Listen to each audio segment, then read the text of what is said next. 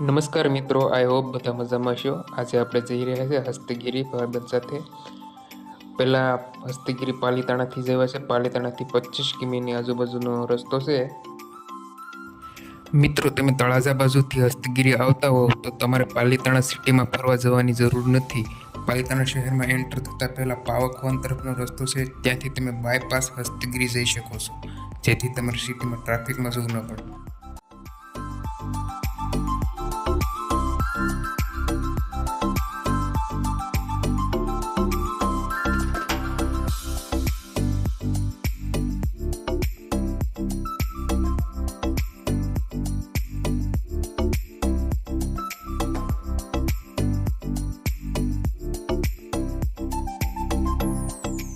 મિત્રો, તમે ચોમાસામાં હસ્તગીરી જવાનો આગ્રહ રાખજો, કારણ કે ચોમાસામાં જે કુદરતી નજારો જોવા મળે છે ને, શાયદ બીજી ઋતુમાં કદાચ ના પણ મળે।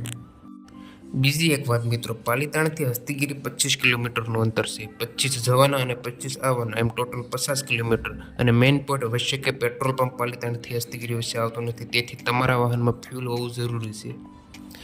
હસ્તગીરી સત્તા વચ્ચે રસ્તામાં રોહિશાળા તીર્થ આવશે, જે જૈનોનું તીર્થધામ છે, જે સ્નાન ઘાટ પણ છે અને શેત્રુંજીનો કાંઠો છે, અને ચારે બાજુ કુદરતી નજારો જોવા મળે છે। અહીં સાંજના સમયે આરતી પણ કરવામાં આવશે, શાયદ લગભગ 6 વાગ્યાની આજુબાજુ આરતી પણ થાય છે।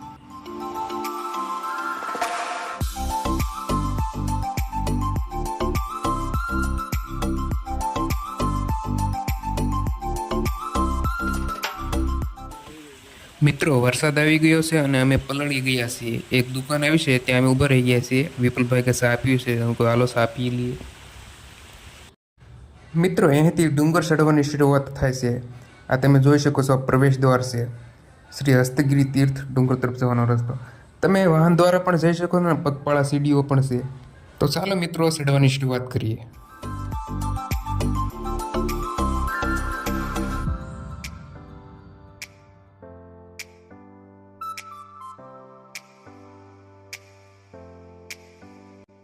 જુઓ મિત્રો, આવી રીતે રસ્તો આવી રહ્યો છે, ચારે બાજુ લીલુંછમ કુદરતી નજારો જોવા મળે છે।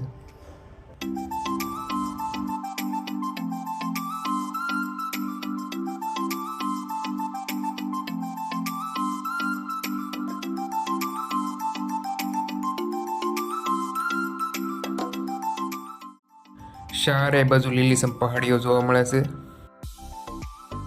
મિત્રો, જે સામે બતાવે છે આવડા એ શેત્રુંજય પર્વત છે।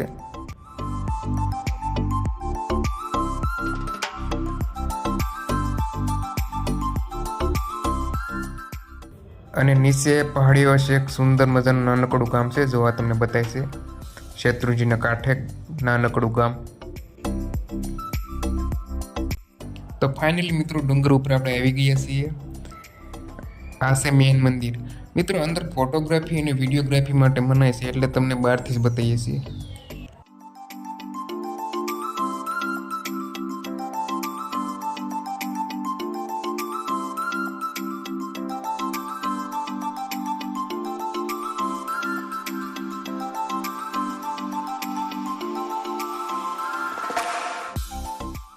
તો મિત્રો, આપણે ડુંગર ચડીને ભગવાનના દર્શન કરી લીધા છે, અને હવે ડુંગર ઉતરવાની શરૂઆત કરીએ।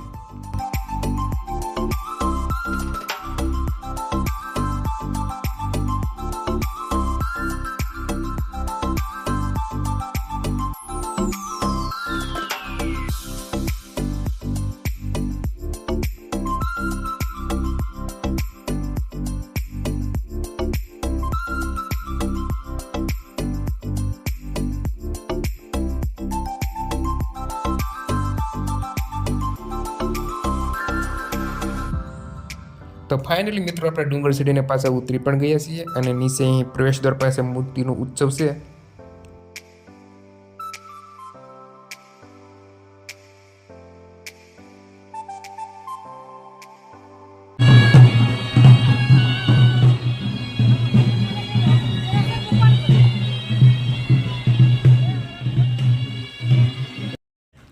મિત્રો, મને અને વિપુલભાઈને જૈન લોકો દ્વારા 100 રૂપિયાની ભેટ આપવામાં આવી।